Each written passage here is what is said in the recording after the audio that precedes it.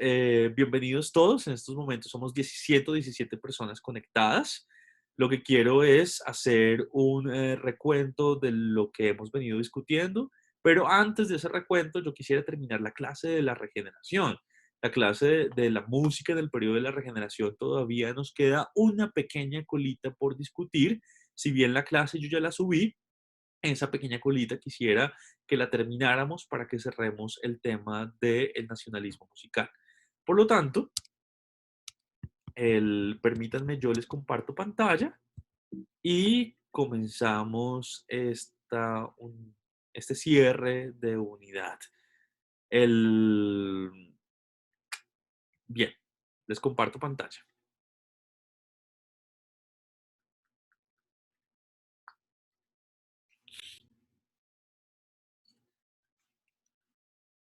La semana pasada hasta, habíamos llegado hasta acá. Y la semana pasada habíamos discutido la importancia de la música en los espacios públicos durante finales del siglo XIX en Colombia, y cómo esos espacios públicos se habían visto eh, tal vez penetrados por un tipo específico de manifestaciones, entre ellas las retretas, entre ellas los desfiles militares, pero particularmente muchas de estas manifestaciones a finales del siglo XIX están ligadas con el entretenimiento o la celebración de situaciones rituales ligadas a la Iglesia Católica, que además, junto con esos espacios de celebración ritual o de celebración cívica en lo público, sí, nos encontramos con otro tipo de celebraciones y disfrutes de la música que tienen que ver con lo privado. Y en ese ambiente doméstico, particularmente nos encontrábamos con la música de salón. Entonces, por un lado tenemos la música pública y la música de salón. En el caso de la música en el contexto público, nosotros revisábamos, por ejemplo, este tipo de imágenes que nos muestran cómo se daban las celebraciones a finales del siglo XIX en ese contexto de lo público, particularmente en Bogotá, en la Plaza de Bolívar, enfrente de la catedral, y hablábamos de una retreta y hablábamos de esa banda militar que estaba celebrando y participando, en este caso, en la conmemoración de un 20 de julio. Pero además de estos escenarios musicales que están ligados a la celebración pública y privada, debemos ser conscientes de que hay otro tipo de manifestaciones durante este periodo. Entonces, permítanme, comienzo la grabación de esta última sesión para que podamos tener constancia de esto. Creo que ya está grabando. El, Además de esto, yo quiero que seamos también conscientes de que durante el siglo XIX, además de, el, además de la música en los contextos, perdón, además de la música que suena, hay una música que no suena y que también hace parte del mercado de la música. Y esa música que no suena es particularmente la música que está escrita en partituras. Y durante este periodo hay un mercado importantísimo de consumo musical.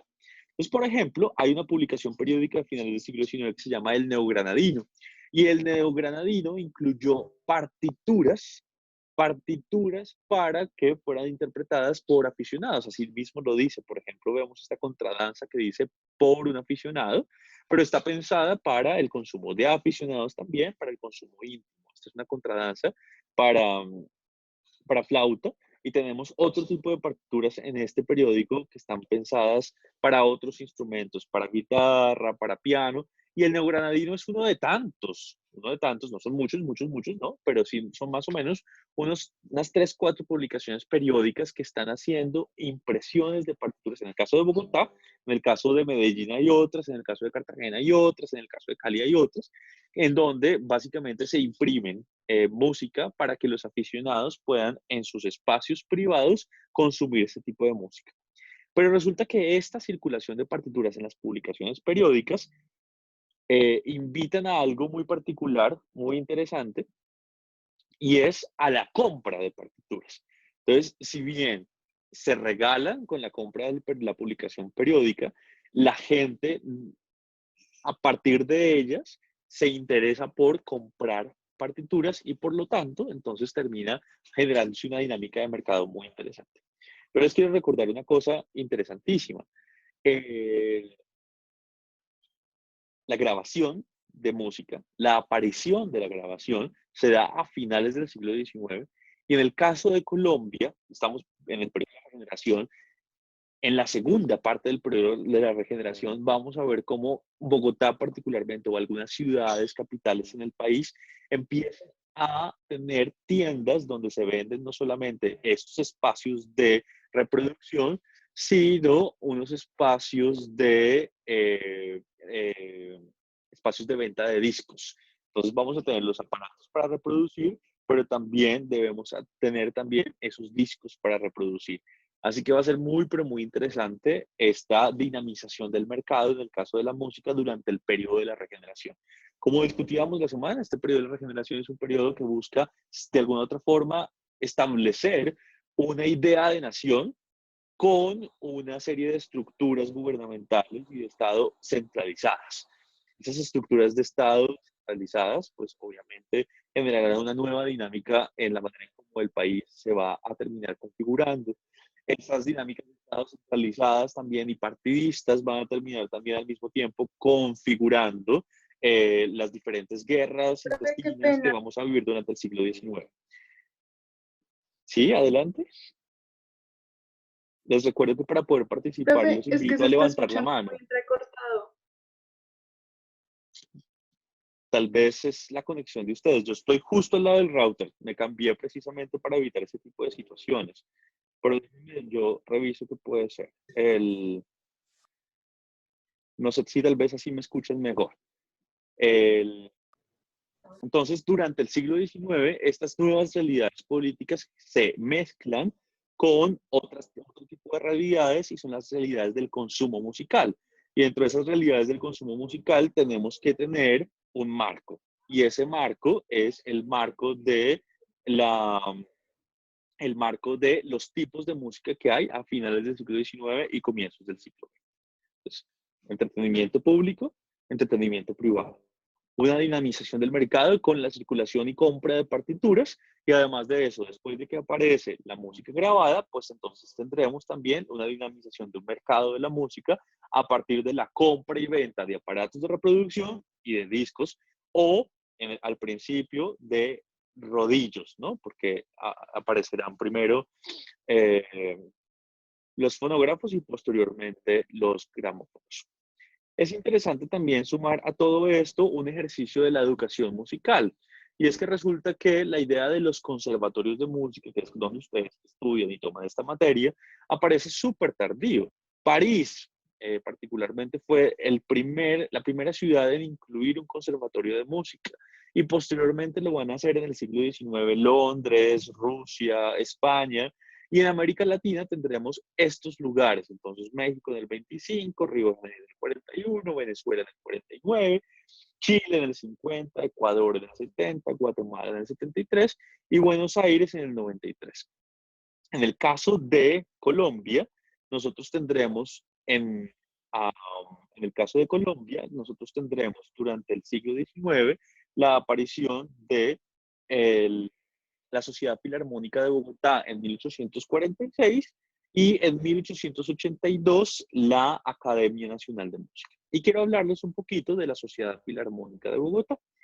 En 1846 aparece la Sociedad Filarmónica de Bogotá. Yo les estoy mostrando aquí la imagen, estoy mostrando la imagen de un edificio que fue básicamente un proyecto porque nunca se construyó. Este edificio particularmente es un edificio que estaba pensado para que se construyera en la zona de San Victorino. Sergio, ya te vi la mano, la palabra, en la zona de San Victorino.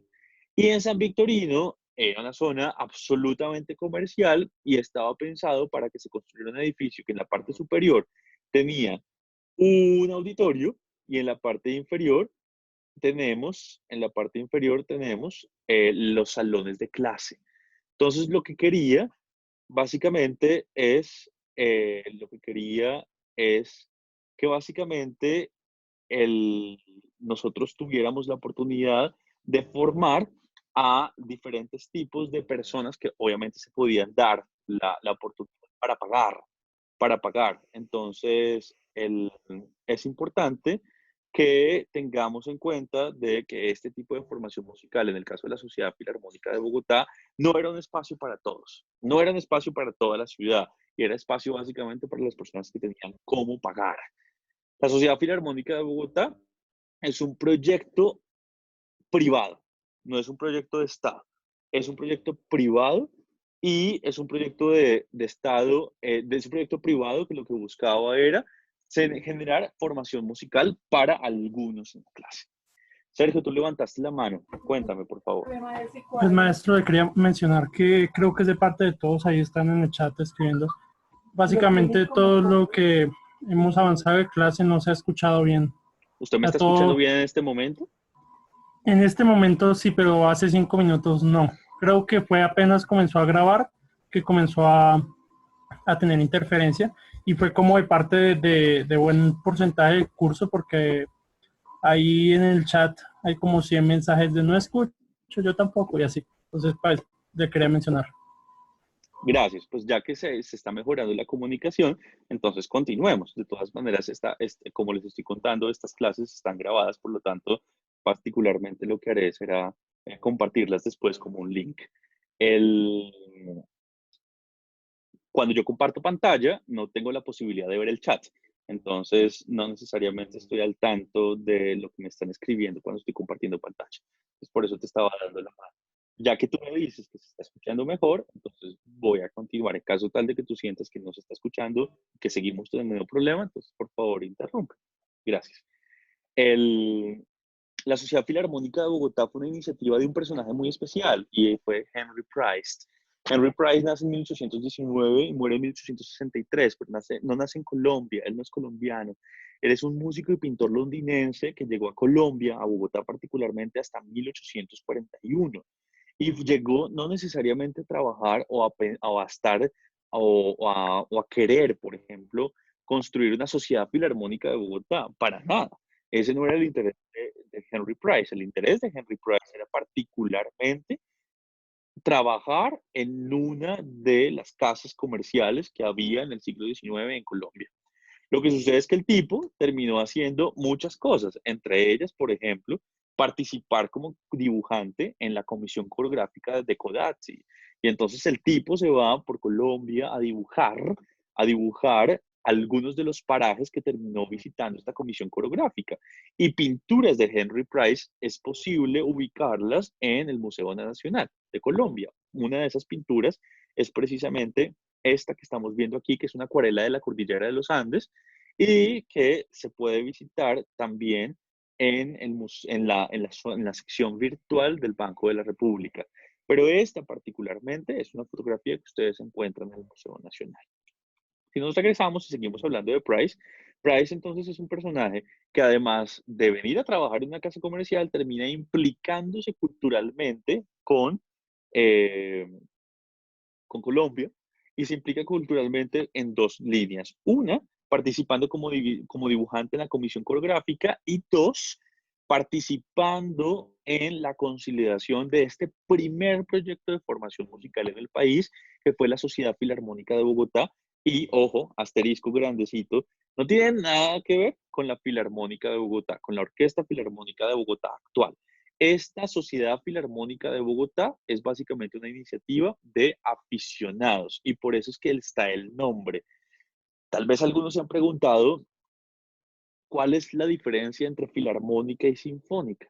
Al principio, en la actualidad no existe mayor diferencia, pero al principio las filarmónicas eran básicamente agrupaciones musicales conformadas, integradas, pero que tenían como iniciativa, que habían surgido de iniciativas de personas que eran amantes de la música. Eso significa filarmónica. Filia está ligado al amor y mónica por los sonidos. Entonces aquí hay una idea de amantes de la música que de manera individual, por iniciativa propia, deciden conformar una agrupación para hacer música.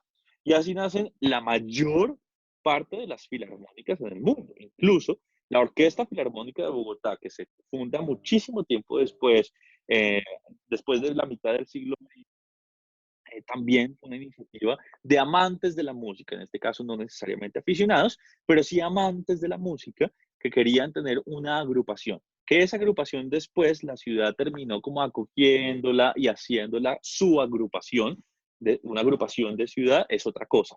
Pero inicialmente la Filarmónica de Bogotá fue una iniciativa de amantes de la música. Lo mismo sucede con la Filarmónica de Berlín, con la Filarmónica de Viena, con la Filarmónica de Nueva York. Han sido agrupaciones musicales que fueron inventadas, configuradas, construidas por personas que eran amantes de la música, muchos de ellos, algunos de ellos aficionados, otros ya no aficionados, sino profesionales, músicos profesionales. Cambio, las orquestas sinfónicas, pues básicamente son agrupaciones que tocan repertorio sinfónico, o sea, que tocan sinfonías en particular. Estamos hablando de repertorio sinfónico y suelen ser agrupaciones que nacen desde iniciativas o que surgen a partir de iniciativas institucionales. La Sociedad Filarmónica, regresemos, la Sociedad Filarmónica de Bogotá, que se funda en el, 80, en el 46, en el siglo XIX, es una agrupación que surge a partir de una iniciativa privada de manera colectiva por músicos amantes de la música que están interesados en tener no necesariamente una orquesta, sino una sociedad, si se dan cuenta, una especie de centro de reunión para el aprendizaje y el disfrute colectivo de la música.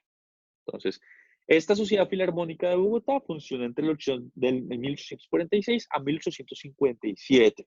Esta iniciativa pierde su impulso y termina finalmente desapareciendo. Y al desaparecer, pues no se logra consolidar precisamente una de las iniciativas que era el edificio de la Sociedad Filarmónica de Bogotá que les estaba mostrando al principio. Además de eso, les quiero contar que esta Sociedad Filarmónica de Bogotá tenía una orquesta. No era el objetivo principal, pero tenía una orquesta. Y dentro de los músicos importantes que participaban en esta Sociedad Filarmónica de Bogotá, para mí es importante que tengan en cuenta la siguiente situación, que es súper interesante. La Sociedad Filarmónica de Bogotá estaba integrada por músicos como Nicolás Quevedo Rachadel. Y les cuento. Nicolás Quevedo Rachadel llega a Colombia como escribano de Simón Bolívar. Nicolás Quevedo Rachadel llega a Colombia como escribano de Simón Bolívar. O sea, ni siquiera estaba aquí para ser músico. Ni siquiera llegó a Bogotá para ser músico, no. Llegó sencillamente para ser una persona que acompañaba a Simón Bolívar. Lo que pasa es que el tipo también era músico. Y cuando llegó acá, pues se juntaron básicamente los intereses y esos intereses se mezclaron junto los de eh, Price, los de Quevedo Rachadel, y a eso se sumaron los de José Joaquín Guarín y a los de Manuel Antonio Cordobés, que dirigieron durante un tiempo esta sociedad filarmónica. Y particularmente hay otra cosa interesante. Resulta que esta sociedad filarmónica se reunía a interpretar música de diferentes compositores. Y en el siglo XIX, nuestras conexiones y comunicaciones con Europa e incluso Estados Unidos eran cada vez más frecuentes. Entonces, acceder a música de compositores importantes en Europa era también, de alguna u otra forma, relativamente mucho más sencillo que antes. Entonces, esta Sociedad Filarmónica de Bogotá interpretaba música de compositores como Mozart, Haydn, Beethoven, Rossini, Bellini, Mercadante, Donizetti, Weber, Ober, todos estos compositores que en su época, en esa misma época, estaban siendo interpretados de una manera profusa, es decir, con mucha frecuencia. Además de la Sociedad Filarmónica de Bogotá, hay otra institución importantísima en la configuración y aquí es donde ya entra la regeneración. Antes estábamos hablando de un antecedente, aquí ya entra la regeneración. La Academia Nacional de Música es la primera institución en el país que el Estado, como Estado, eh, decide acoger, fundar, con el objetivo de formar músicos profesionales. Se funda en 1882 y funciona hasta 1910. No porque en 1910 haya desaparecido por completo, sino porque en 1910 se transforma. El Conservatorio de Música, donde ustedes tuvieron la oportunidad de sentarse durante 2 semanas, Básicamente es la transformación de la Academia Nacional de Música. El, la Academia Nacional de Música como iniciativa estatal se transforma en 1910 en Conservatorio Nacional de Música y más adelante el Conservatorio Nacional de Música se inserta dentro de la Universidad Nacional de Colombia y termina convirtiéndose en lo que nosotros conocemos actualmente, que es el Conservatorio de Música, ya no en el Conservatorio Nacional de Música, sino en el Conservatorio de Música, ligado, vinculado a la Facultad de Artes de la Universidad Nacional de Colombia. El edificio que ustedes tuvieron la oportunidad de visitar es un edificio que se funda en los años 60. Antes de los años 60, el Conservatorio de Música había rotado por diferentes lugares en Bogotá. Particularmente hubo unos especiales que ya no existen porque el Bogotazo, aprovechando el 9 de abril, que está reciente, el Bogotazo, terminó haciéndolos desaparecer por los incendios. Entonces ya no tenemos registros de esos espacios, pero como ustedes se dan cuenta, la Academia Nacional de Música existe de 1882, quiere decir que ha existido como institución en diferentes edificaciones en Bogotá y por lo tanto su paso por la ciudad ha sido significativa. Les quiero contar que mientras la Academia Nacional de Música duró, allí se formaron compositores muy, pero muy importantes como Santos Cifuentes, Emilio Murillo, María Gutiérrez, Pedro Morales Pino y Guillermo Uribe Holguín. Pedro Morales Pino, de él vamos a hablar más adelante, y de Guillermo Uribe Holguín también vamos a hablar en un momentito. Durante la Guerra de los Mil Días, hubo un cierre de la Academia Nacional de Música porque el país se quedó desfinanciado. Quiere decir que la Academia Nacional de Música cierra de 1899 hasta 1905. Esta fecha de 1882 a 1910 que ustedes ven aquí son dos marcos, es un inicio y un fin. Pero en el intermedio hubo una pausa, que es la de 1899 a 1905, precisamente por la desfinanciación. En 1905 se retoma el funcionamiento de esta institución y continúa sus procesos de formación profesionales en música en Colombia. Este último personaje, Guillermo Uribe Holguín, estudió en la Academia Nacional de Música y después de estudiar en la Academia Nacional de Música se va a París. Y estudia en París y después de que termina sus estudios en París, llega a Colombia alrededor de 1910 y en 1910 le dice al gobierno como, oigan, ustedes deberían transformar, lo estoy contando para Dummies, ¿no? Deberían como transformar esa Academia Nacional de Música.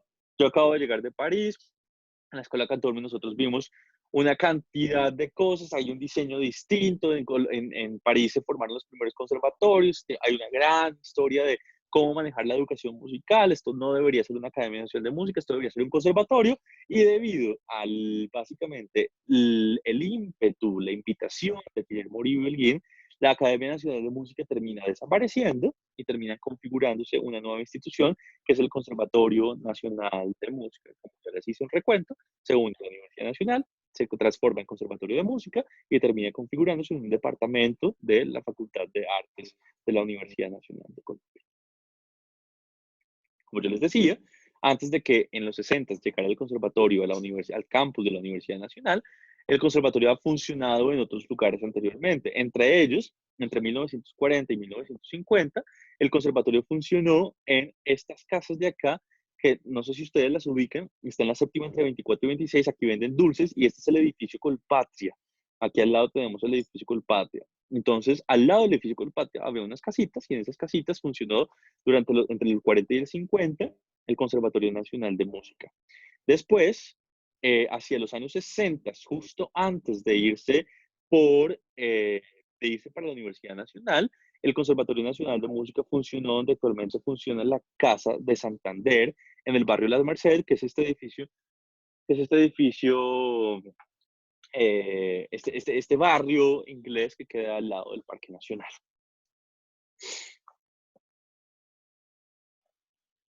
Cuando llegamos al siglo XX es importante tener en cuenta que la regeneración sigue estando vigente durante el siglo XX. La regeneración va desde 1886, cuando se establece la República de Colombia y la Constitución del 86, y va a terminar más o menos hacia los años 30. Hacia 1898 nosotros nos vemos de esta manera como está en la diapositiva. Colombia es esa parte rosada que ustedes ven ahí, es esa parte, nosotros nos encontramos con un territorio que incluye Panamá, pero un territorio que particularmente todavía no incluye la patita de Leticia, que es la patita que nosotros vamos a recuperar cuando tengamos la guerra con el Perú. El país terminará transformándose de una manera muy significativa.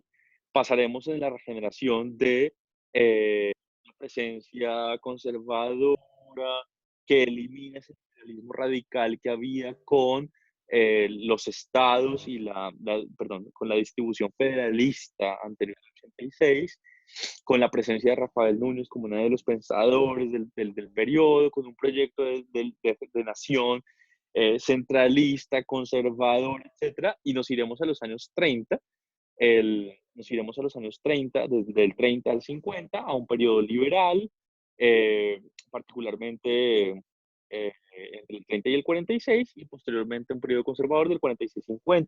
El nacimiento del periodo de violencia, el nacimiento de los medios de comunicación, la aparición hacia los años 50 de la televisión, la idea de los referentes, de los nuevos referentes. En el 19 nuestros referentes eran Francia e Inglaterra, y además de eso, en el 30 al 50 nuestros referentes van a ser los Estados Unidos, después de que nosotros perdemos Panamá, después del fin de la Primera Guerra Mundial, los Estados Unidos se potencian, después del fin de la Segunda Guerra Mundial, los Estados Unidos se potencian muchísimo más, y por supuesto llegamos a una posición en donde Colombia empieza a tener como referentes una nueva manera de ser del mundo, que es la que va a instaurar los Estados Unidos con sus diferentes maneras de ser y estar, ¿no? Ahí podemos sumar el capitalismo, podemos sumar la manera como se educa, podemos sumar el consumo, podemos sumar la construcción, podemos sumar los avances tecnológicos, podemos sumar muchísimas cosas. O sea, la manera de ser y estar.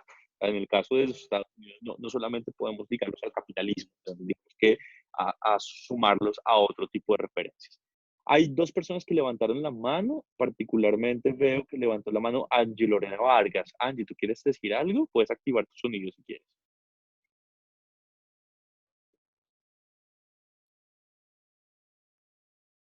Angie. No, creo que lo activé por error, pero pues sí quería hacer un comentario y es que pues si van a echar chisme, que echen chisme por el WhatsApp, porque es que muchos de nosotros no tenemos un computador, nos toca desde el celular y pues esa cantidad de mensajes como que saturan la pantalla y no dejan poner cuidado. Gracias. No había levantado la mano realmente, creo que se me fue No por te error, preocupes. Tranquila. ¿vale?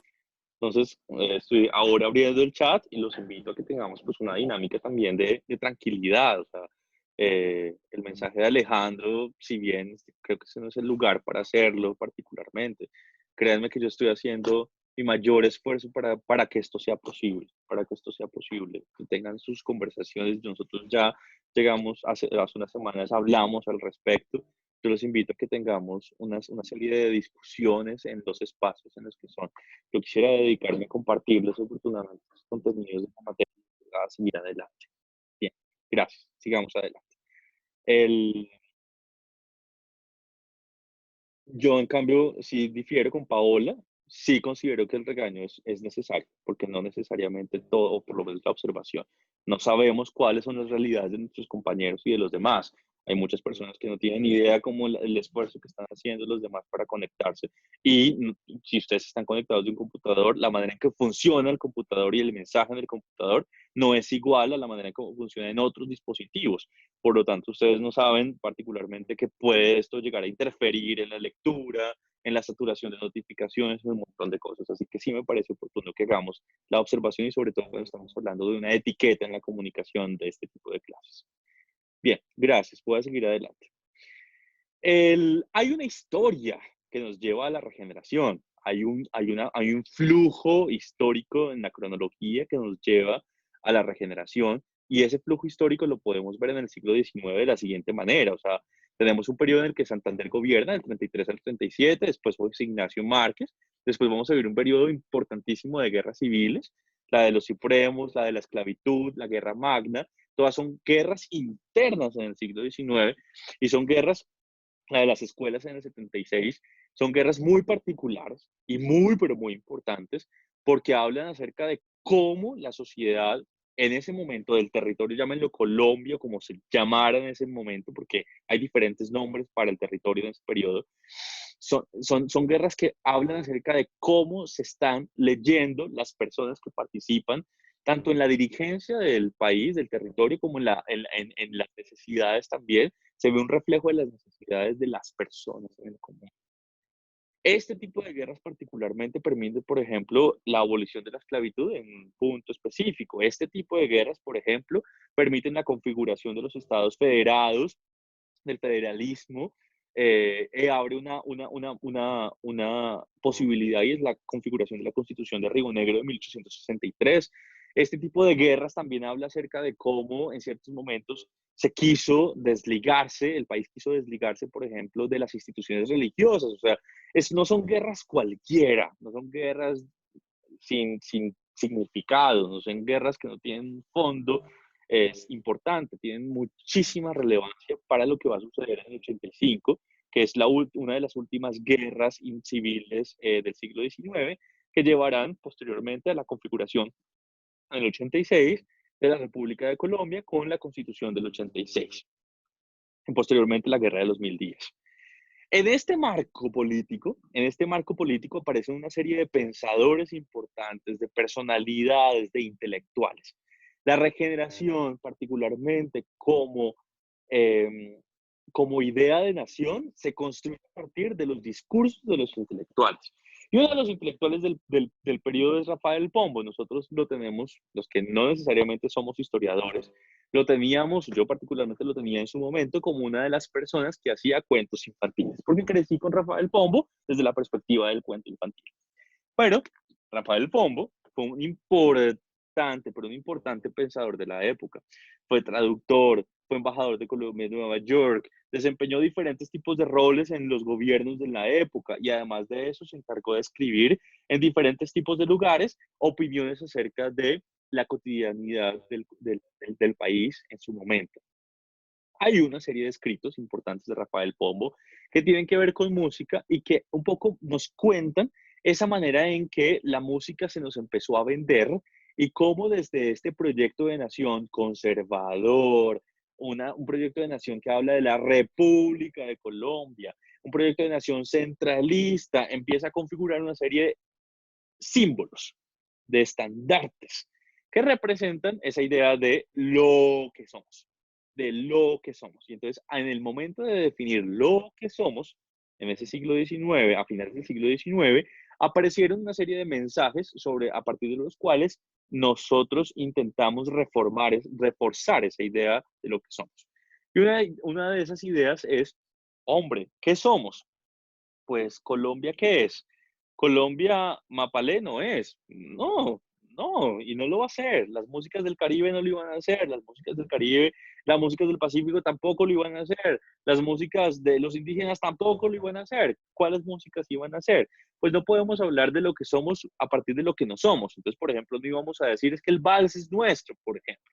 O no íbamos a decir es que la contradanza es nuestra, porque ya sabemos de dónde se originan esos. Entonces nos toca decir qué somos, pero también nos toca filtrar ese que somos, y en el momento de filtrar ese que somos tenemos que matizar un poquito ese que somos, y de alguna manera no solamente matizarlo, sino pintarlo, maquillarlo. En algunos momentos nos toca incluso blanquearlo, y es importantísimo. Símbolos importantes, en el caso de la música, levanten la mano, ¿qué somos? Cuando la gente le preguntan qué somos, dicen, somos bambuco. Listo, también somos bambuco.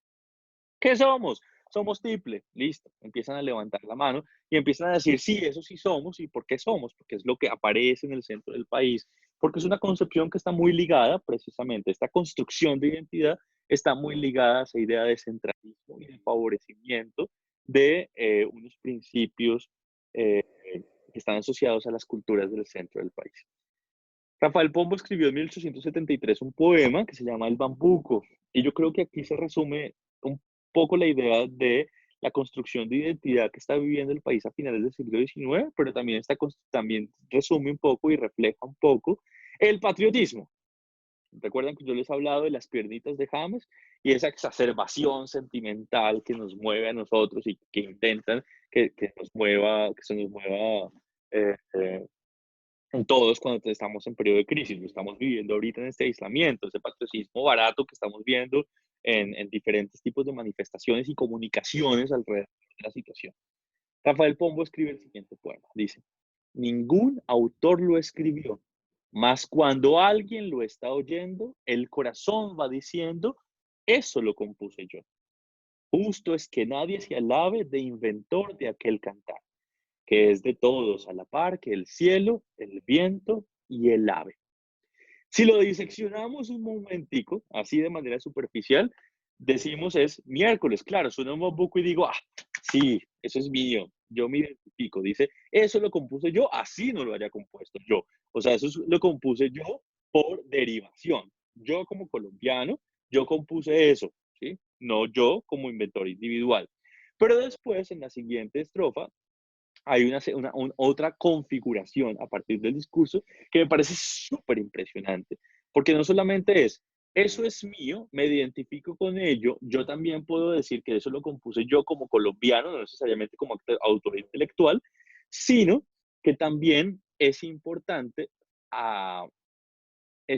no solamente identificarse, sino no solamente no apropiarse, porque yo me identifico, pero no me puedo apropiar necesariamente de él como dueño de la composición, porque es de todos. Dice, justo es que nadie se alabe de inventor de aquel cantar, porque es de todos, como el cielo, el viento y el ave. Es una propiedad común, una propiedad común. Entonces, a partir de ese tipo de discursos, un poco sentimentaloides, por supuesto, se están configurando ideas patrióticas que resumen esa construcción de identidad durante el siglo XIX. Me llegó una notificación de que 2 personas levantaron la mano, así que permítanme un momento, yo reviso quiénes son y les doy la palabra. Ah,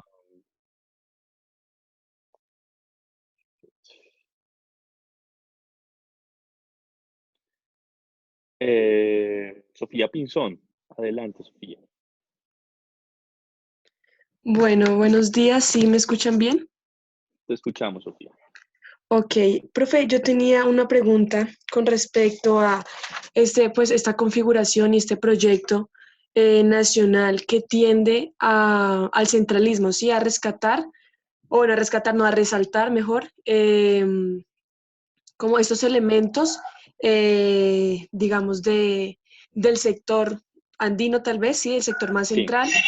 Y mi pregunta es, o sea, ¿por qué se tiende hacia ese centralismo? O sea, y teniendo en cuenta que Rafael Núñez, el principal, pues, y como impulsor, sí, líder de este proyecto, pues es de Cartagena, ¿sí? Entonces, me parece bastante curioso porque, pues, él siendo, digamos, de la zona Caribe, no pretenda resaltar esos elementos que, pues, hacen parte de él de alguna forma y que, pues, tengo entendido, él pudo llegar a la presidencia y tuvo también todo ese impulso porque era de esa zona que había sido un poco marginada en el país, y entonces la gente vio algo nuevo, y es que era no de las zonas centrales, sino de una zona, digamos, Caribe. Entonces, por esa razón, pues, no sé, me Tu parece pregunta curioso. es absolutamente interesante y sobre todo muy importante en este momento. Y te quiero responder de manera abierta al mismo tiempo. La primera manera en que te quiero responder es, ojo, no porque se hayan favorecido los géneros musicales del centro, quiere decir que se estaban favoreciendo con gusto. Había una necesidad de identidad, pero ojo, se estaban favoreciendo desde la perspectiva del blanqueamiento y ahorita lo vamos a ver hacia adelante. 2, las músicas de las costas eran músicas de negros o músicas de indígenas. Y eso está prohibido, está vetado. Eso no es posible. Para nada, no es posible. O sea, la sociedad colombiana entre 1887, 86 y 1910 más o menos todavía tiene una gran dificultad para entender desde la perspectiva racial las propuestas culturales. Y ahí la segunda manera en que te quiero responder es los investigadores de la cultura y ligada a fenómenos políticos suelen hablar acerca de cosas interesantes. Por ejemplo, incluso el mismo Humberto Eco hablaba acerca de las contradicciones en la humanidad y cómo la cultura se configura a partir de las mismas contradicciones, porque lo que crea el ser humano, creo que Harari hablaba de eso en un libro, hace como 2 meses leí un libro de Harari y decía algo así como, eh, lo que crea el ser humano está lleno de contradicciones. Entonces, culturalmente también hay unos problemas grandísimos pero no tiene por qué ser estable o lógica esa definición. Y la tercera manera en que te quiero responder es, la primera es blanqueamiento, la segunda la de las contradicciones normales en la cultura, y la tercera es, ojo, si bien Rafael Núñez eh, es un personaje que viene de la costa, no necesariamente él se está viendo como negro, no necesariamente él se está viendo como indígena, él se está viendo como cartagenero de clase alta, que es otra cosa como diferente. Y él lo que necesariamente está peleando, él lo que está peleando no es necesariamente la inclusión de las clases menos favorecidas o de los esclavos, no, para nada. Él lo que está defendiendo es básicamente el poder repartido en el país, que es otra cosa distinta. Entonces, acceder al control del país, que sea posible, no importa desde qué parte del territorio vengas. Pero pues claro, él hace parte de una clase favorecida, por lo tanto no creo que haya mucha incongruencia, o por lo menos no creo que se oponga tanto de manera significativa a que estos sean los estandartes musicales en el país en esta periodo. Sofía Pinzón, adelante. Profe, yo acabo de participar, solo que no he bajado la mano. Ah, Gracias. perdóname. Gracias a ti, Sergio Donoso. No, yo solo quería como hacer un pequeño aporte, quizás para quienes quieran ahondar en ese tema de la construcción del proyecto Nación en el país, y quizás un poco más centrado en el siglo XX. Les recomiendo, hay una tesis doctoral muy áspera de un sociólogo, de un antropólogo, que habla sobre cómo la configuración del proyecto Nación, cómo esa centralidad geográfica es un eje muy importante y se desarrolla como en el siglo XX, ¿no? Como en un triángulo entre Bogotá, Cali y Medellín, y eso el tipo lo compara con el desarrollo del deporte en el país, del ciclismo, que el ciclismo ha sido muy fuerte en estas zonas del país, del fútbol y de la radio, ¿sí? Como que... Sergio, te hago una invitación. Gracias por hablarnos de ese tipo de detalles. Ese tipo de cosas son más que bienvenidas. ¿Qué tal si nos compartes en el chat el link o el nombre de la tesis o el nombre del autor en el chat para que todos tengamos acceso a esa información? ¿Te parece? Listo, sí, yo se las comparto en un Gracias momento. mil, Sergio. Paola. Profe, es que yo quería preguntar si el bambuco, pues ya como lo habíamos visto en clases pasadas, que digamos apelaba un poco a los instrumentos que utilizaba para ese sentimiento nacionalista, si en las mismas letras del bambuco se apelaba a otros elementos simbólicos asociados a temas nacionalistas, y pues cuáles serían esos elementos simbólicos que se usaban en las letras de los bambucos. Claro, es que tenemos que ser muy juiciosos porque es que aquí les estoy mostrando una imagen. Entonces voy a aprovechar tu pregunta para introducir lo que sigue a continuación. Permíteme un segundo. Voy a explicar esta parte y después regreso a tu pregunta. Imagínense que el bambuco no necesariamente es una manifestación musical bogotana. El bambuco es una manifestación musical que nosotros encontramos en diferentes tipos de lugares, incluso en el Cauca. Ustedes están viendo en esta diapositiva una representación de la danza del bambuco en una aldea que es la aldea del Bordo en Cauca. Y esta representación que ustedes están viendo aquí aparece en un libro que se llama La América Pintoresca, Descripción de Viajes al Nuevo Continente por los más modernos exploradores, que aparece en un libro que escribe Carlos Vine. Y esta representación, si ustedes se dan cuenta, es una representación que no tiene nada que ver, pero nada que ver con la siguiente.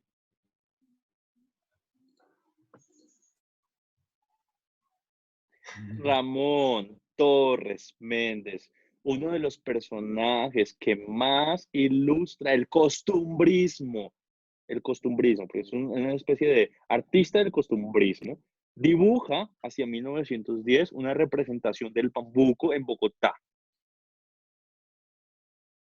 ¿Se parece al anterior? No. Pues sí, están bailando y hay instrumentos musicales, pero aquí están los negros y aquí están los blancos. Ya ven hacia dónde yo voy con la idea de el bambuco como símbolo, pero desde un ejercicio de blanqueamiento y desde un ejercicio básicamente conveniente para básicamente insistir en el discurso identitario. O sea, se insiste en el discurso identitario haciendo uso de, sí, está bien, necesitamos decir que hay un género musical colombiano que es nuestro. Bien, está bien. Porque recuerden ustedes que cuando uno está construyendo nación, está en un proyecto de definiciones de la otredad. Porque cuando yo me identifico con algo, me estoy desidentificando de lo otro. Estoy diciendo, con eso otro yo no soy. Eso otro no es mío.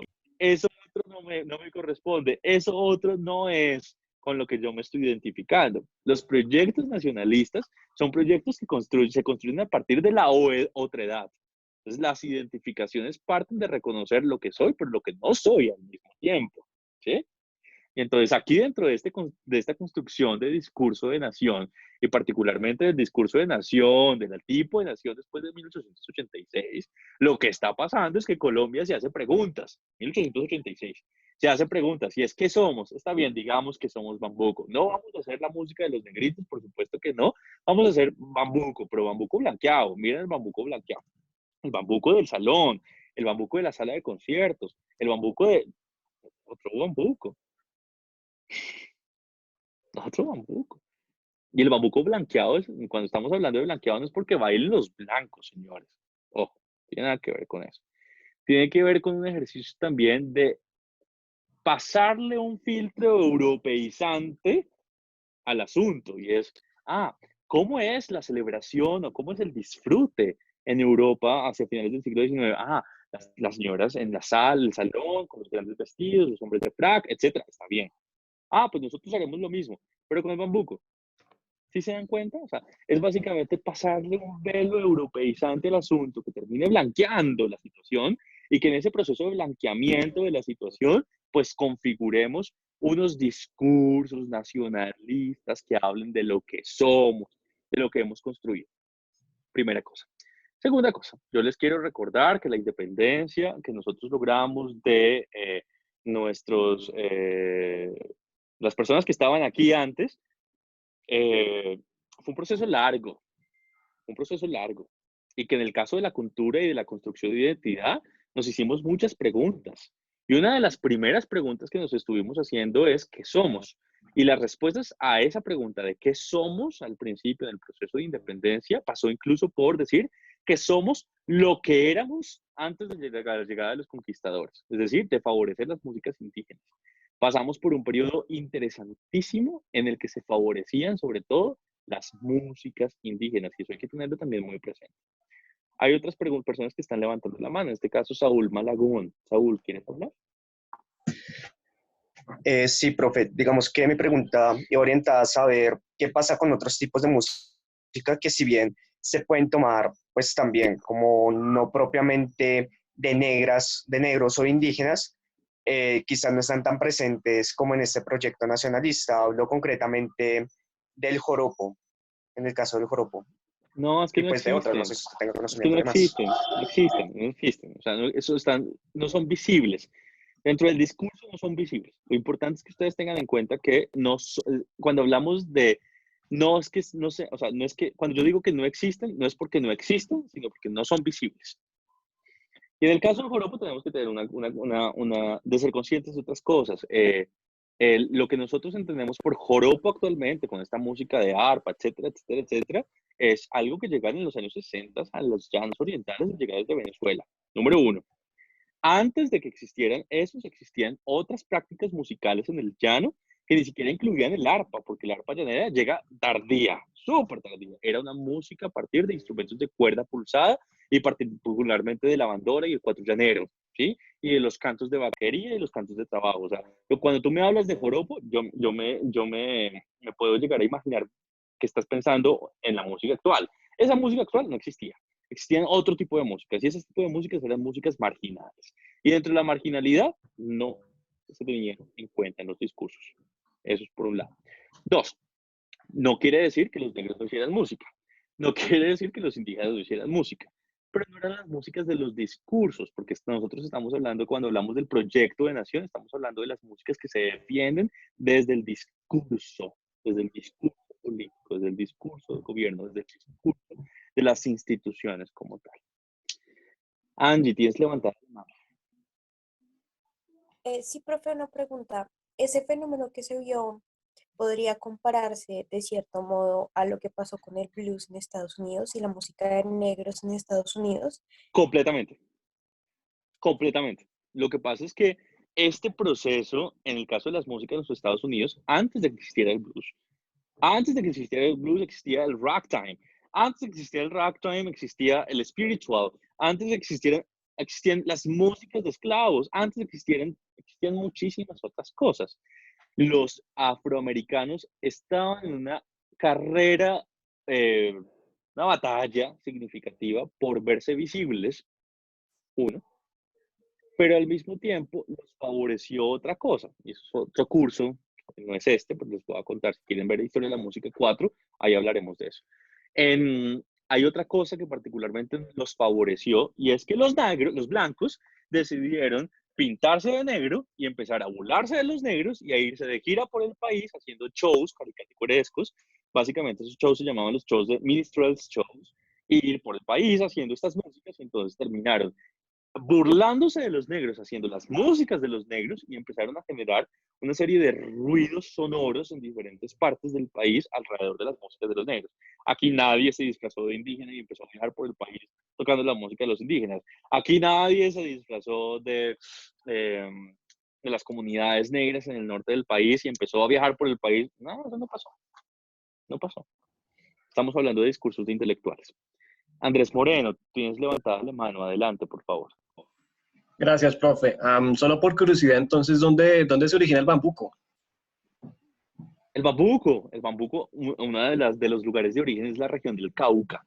Lo que pasa es que esa región del Cauca tiene como origen el bambuco. Nosotros lo hemos trazado a comienzos del siglo XIX y tiene una serie de ramificaciones hacia otras regiones, entre ellas toda la región del Tolima Grande, la región del altiplano cundinamarqués, y pues ahí terminan haciéndose apropiaciones de este tipo de músicas. Lo que pasa es que es difícil porque como esta es una música que nace en la marginalidad, pues no hay necesariamente bibliografía sobre ella. En el caso, por ejemplo, del tiple, una de las primeras, apariciones en la literatura de su existencia es en el siglo XVIII, cuando se comenta en un diario de viajeros un tiple, un instrumento diferente en la región del Cauca. Pero imagínate que la primera vez que se habla del tiple, como lo conocemos entre comillas hoy, es en el siglo XIX, 1849, un texto de Ramón Torres Méndez. Quiere decir que todo lo que aparece en la literatura sobre estos géneros musicales es tardío, es tardío. Y es tan tardío que pues cuando uno empieza a intentar trazar la aparición, el momento de génesis de estos géneros musicales, se encuentra básicamente con suposiciones, hipótesis, pero no realmente con construcciones reales y objetivas. José David. Listo. Profe, yo sí tengo una pregunta como acerca de cómo se daba la difusión de la música y de estas ideas de nación a través de la música en un territorio pues con una geografía tan difícil como la colombiana y un territorio tan extenso también en esa época. Y pues sí, o sea, sí hablaste un poquito de que esto era como una visión de intelectuales y no sé si era como un círculo muy cerrado o si había como de alguna manera se pensaba no solamente ese blanqueamiento pues como en el arte, sino también de la población, porque hasta donde sí hubo como también esos procesos de blanqueamiento de la población y como proyectos de llevar gente muy blanca a lugares donde habían como indígenas y negros, y no sé si también como se utilizaba la música también como para estos fines, como para blanquear esas culturas, y entonces sobre todo me causa esa duda, cómo era esa logística de la implementación de esa idea de nación. Gracias por tu pregunta. Los que son historiadores aquí me podrían ayudar tal vez, y yo te puedo responder lo siguiente. Son discursos a partir de la institucionalidad en los intelectuales. Pero tal vez eso sí me ha hecho falta ponerlo, un asterisco. Eso no quiere decir que desde que se hizo el respaldo al bambuco como música de Colombia, desde la perspectiva de símbolo identitario, en todas las capitales empezamos a escuchar o a encontrar bambucos siendo consumidos y bailados. No. También es un discurso marginal, pero la razón por la cual yo lo resalto aquí es sencillamente porque las instituciones y los intelectuales cercanos a esas instituciones hablaban de él y hablaban de ello de esta manera. Pero cuando hablamos del consumo real de todo esto, pues no, no está pasando, no está pasando. O sea, más adelante, en la década del 10, empezaremos a ver cómo si hay un consumo un poco mayor, pero, pero cuando uno hace tal vez un inventario de lo que está sucediendo, te quiero decir que después de los años 30, sobre todo en los años 40, con la llegada de Lucho Bermúdez y otro tipo de personajes y las big bands de la costa a las salas de baile de Bogotá, de Cali, de Medellín, de los clubes, pues era mucho más la música la música costeña la que se consuma que realmente la música del interior. Aún así, cuando se habla del consumo, aún así, en el imaginario, las músicas andinas siguen siendo unas músicas de alto poder dentro del discurso identitario. Entonces, dos vertientes. Primera, Sergio, el consumo real y segunda, el discurso. ¿Sí?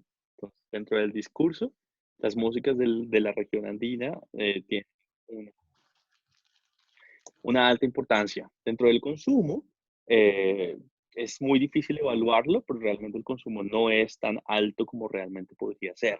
Hay otras músicas que se están consumiendo al mismo tiempo. Entonces uno dice, durante buena parte del siglo XIX, las contradanzas fueron constantes en la celebración de la sociedad sultana. Pero hay otros géneros también que están ligados a lo popular, que también se están consumiendo. Si alguien tiene interés en profundizar acerca de ese tipo de consumos, yo los invito a que lean un libro de Gilberto Bermúdez que se llama Historia de la Música en Santa Fe y Bogotá. Ahí hay información al respecto. Bien, hay alguien en el chat diciendo que cómo se levanta la mano. Es una muy buena pregunta. En las sesiones anteriores he indicado que si ustedes están conectados desde un computador, hacen clic en la sección donde dice participantes y debajo del listado aparece una manito así. Y para los que se están conectando desde una tablet o desde un celular, en la esquina inferior derecha hay unos tres puntitos. Si ustedes hacen clic ahí, se les despliega un menú y en ese menú dice el levantar la mano. Bien, voy a seguir adelante.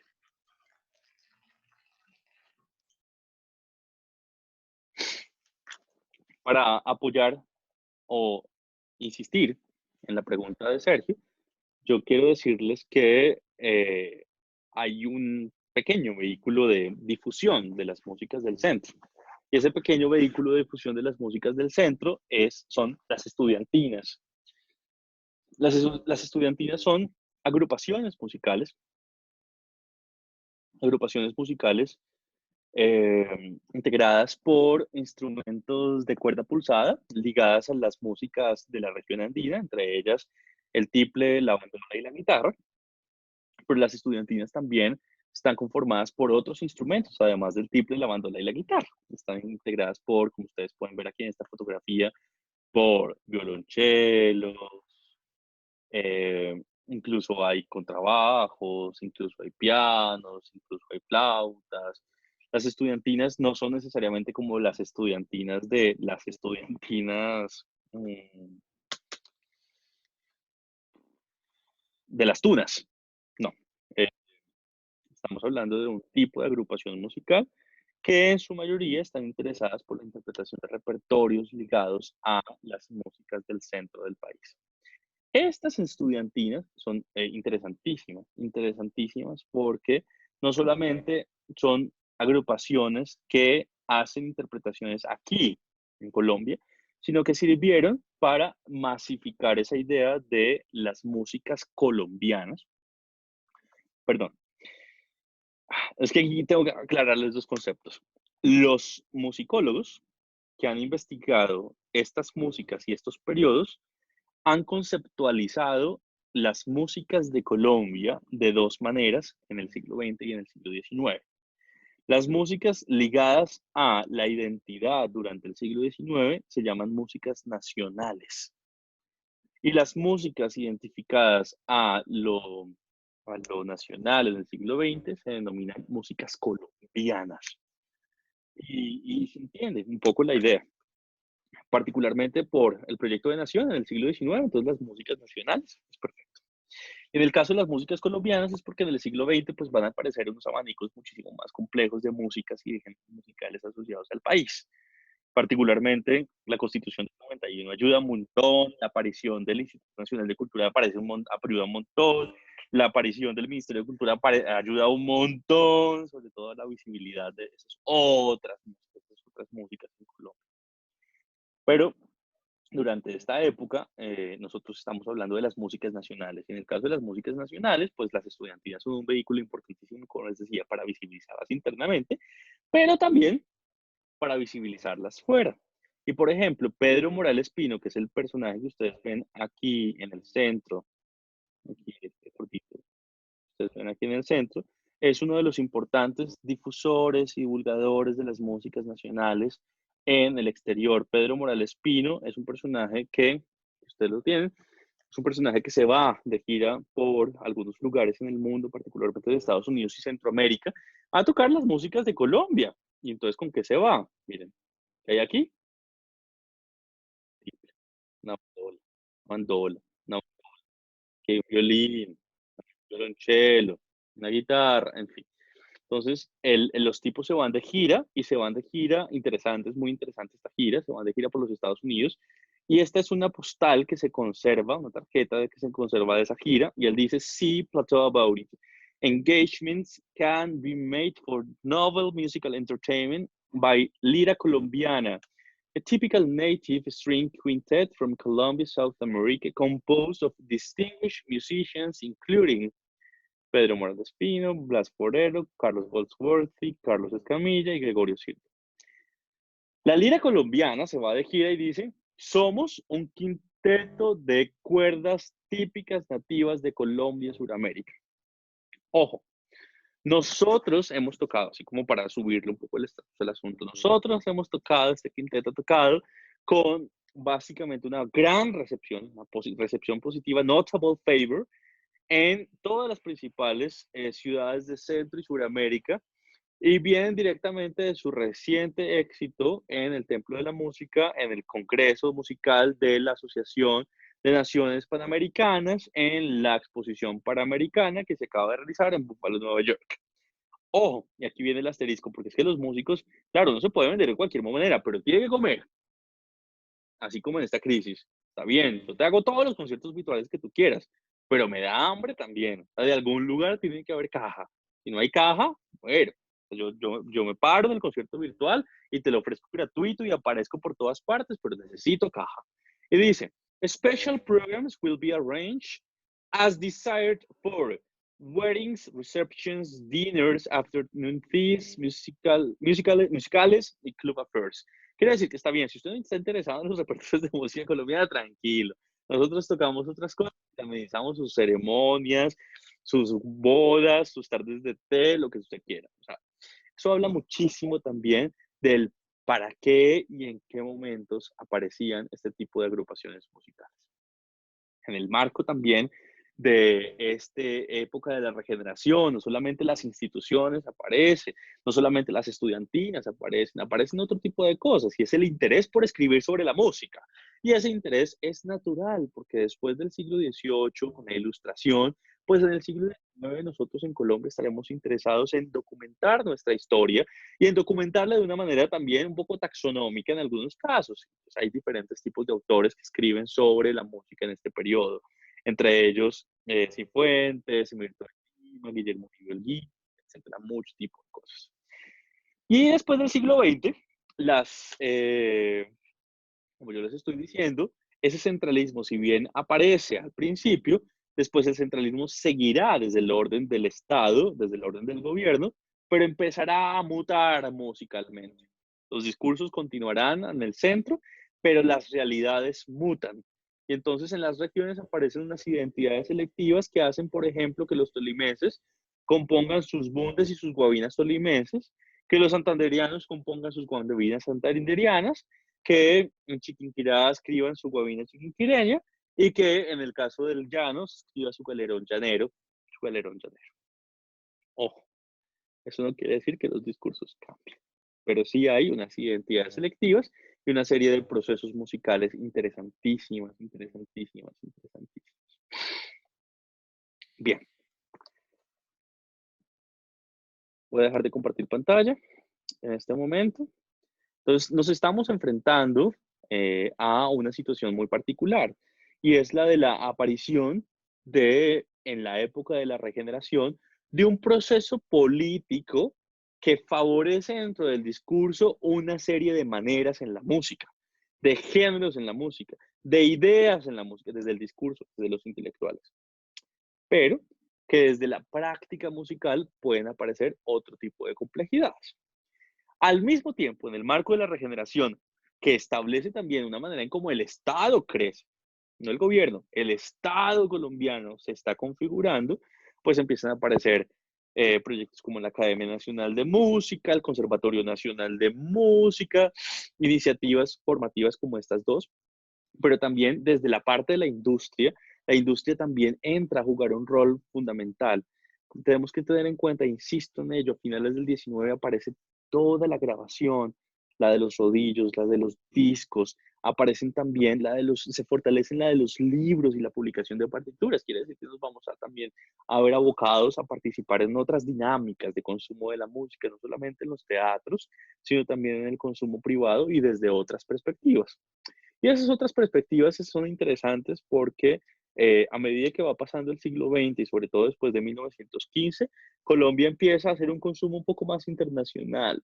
En el momento en que las big bands de la costa, las big bands que se derivan de las big bands americanas, las big bands de la costa que se derivan de las big bands americanas, conjuntos integrados por pues, músicos colombianos, empiezan a llegar a las músicas, al centro del país, perdón, las músicas también de baile, de disfrute, asociadas a los ritmos caribeños, también tienen una gran presencia. Ojo, eso no quiere decir que el Caribe hubiera estado desconocido, ¿no? Las danzas cubanas hace rato están por ahí rondando, hace muchísimo tiempo, el danzón, todo ese tipo de cosas hacen parte de los escenarios de disfrute durante el siglo XIX, sin lugar a dudas.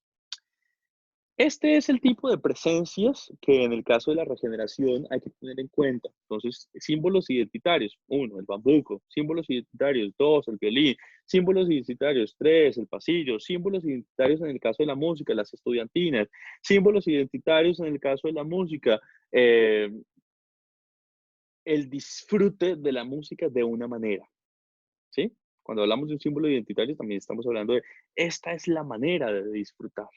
Entonces, se construyen unos discursos alrededor de las músicas en el país que apoyan la construcción de un proyecto de nación que se mantiene en el discurso, pero que a medida que va pasando el siglo XX se va transformando, particularmente por las dinámicas de consumo.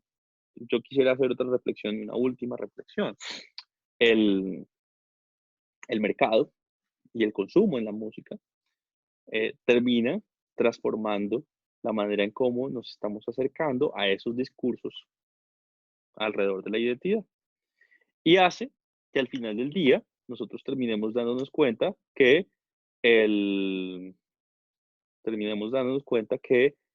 Colombia termina siendo más compleja que las músicas, más compleja y no solamente las músicas del centro existen. Tal vez es por eso que al final del día, pues nosotros logramos en la Constitución del 91 otra serie de victorias en el discurso. Entonces, la multiculturalidad, la defensa de esas manifestaciones culturales que no necesariamente son las centrales, la defensa y sobre todo la protección, en este caso, la protección de manifestaciones culturales ligadas a contextos mucho más marginales, pues son de las grandes victorias de la Constitución del 91. Antes, por supuestamente, eso no existía. Si ustedes revisan la Constitución del 86, de 1986, se van a dar cuenta que es una Constitución primero, cortita, súper cortita, y además de eso, que no habla de la cultura en ninguna parte, que no habla del arte en ninguna parte. O sea, la Constitución como carta de navegación no necesariamente está pensando en estos elementos culturales para su configuración, para su constitución. Bien, eso es lo que tengo para terminar la clase de la regeneración. Voy a detener en este momento la grabación de la clase.